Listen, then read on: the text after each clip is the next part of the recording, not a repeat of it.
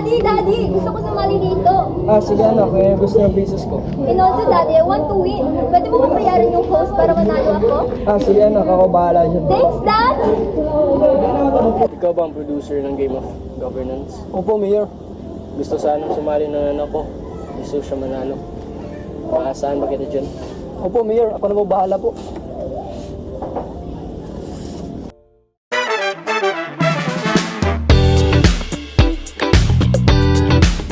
Magandang araw mga kababayan! And welcome to the Game of Governance, ang pautakan ng bayan. Dito, simple lang ang rule. Sumagot ng tama para magkapuntos. Now, let's meet our contestant. Contestant number 1, Jay. Contestant number 2, Nika. And last but not the least, contestant number 3, ang anak ng mayor, ubod ng kagandahan, Jamie! Hi, Hon. Long time no see. Alright, umupo muna kayo.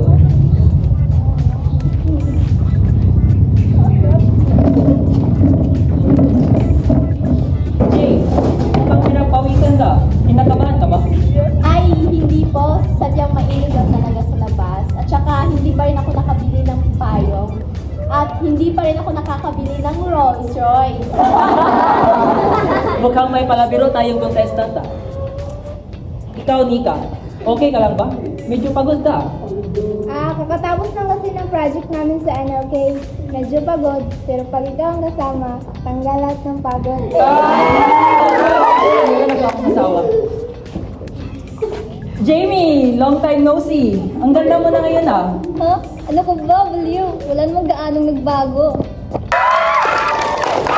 Alright, huwag na nating patatagalin. Let's start.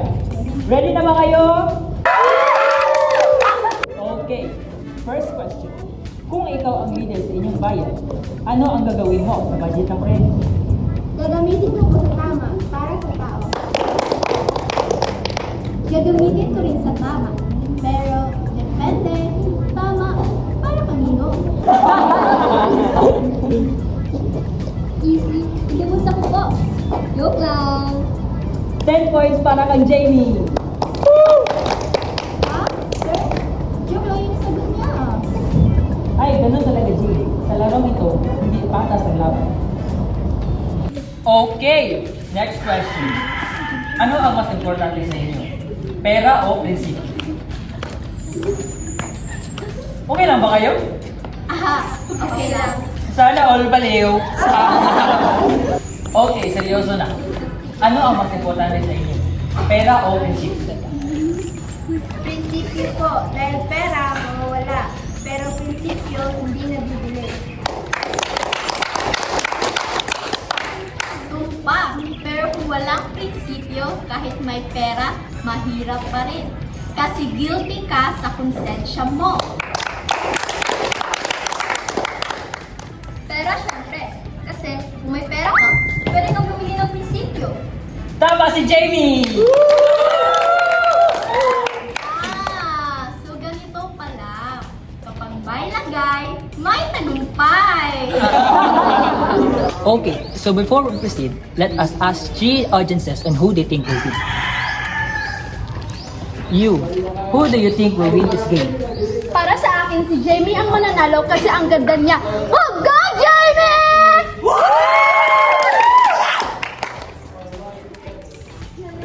You, sa tingin mo, sino ang mananalo?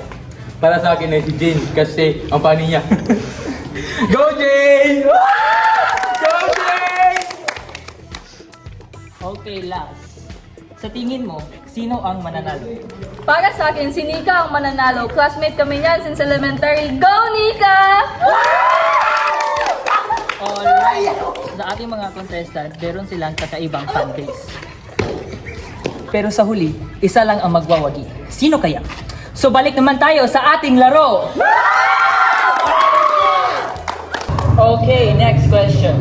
Ano ang tawag sa kandidato na puro pangako pero walang gawa? Ako po, traditional edition.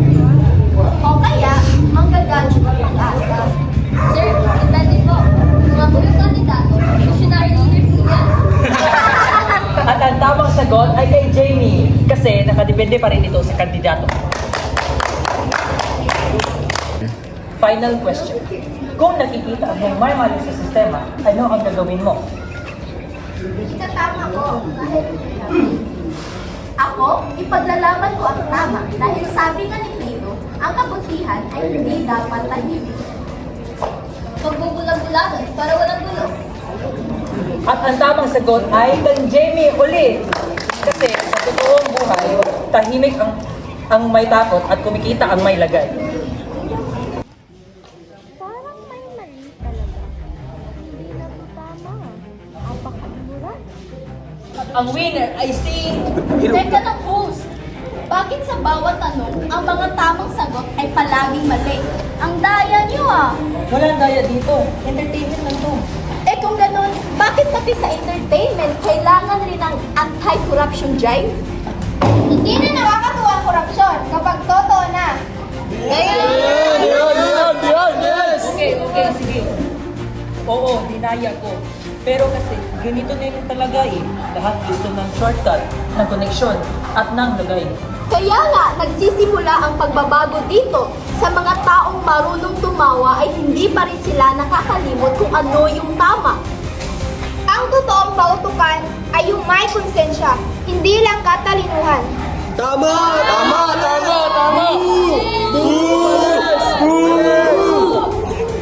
Kung magpapag-game show kayo ulit, siguruhin nyo yung tapat at honest.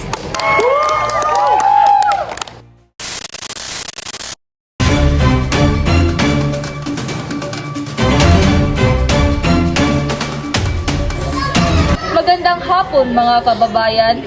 Kahapon, nasaksihan ng mga kababayan ng Santo Tomas ang dayaang nangyari sa game show na tinatawag na Game of Governance. Magandang hapon mga kababayan. Kahapon, nasaksihan ng mga kababayan ng Santo Tomas ang dayaang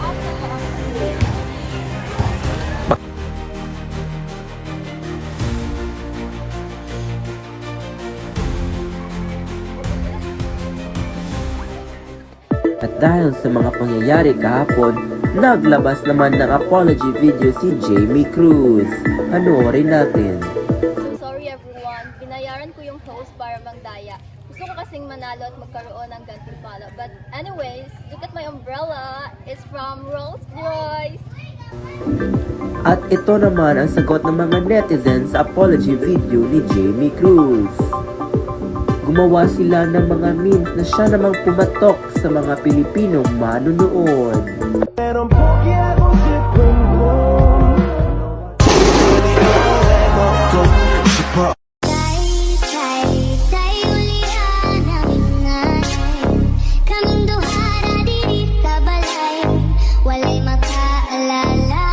Let me know if I can take it slow. Huwag ka na mahiya. Sige, sigaw mo lang. Di na ko Ngayon, masasaksihan natin ang pagka-impeach ng mayor ng Santo Tomas na si Mayor Ferdinand Fronteras.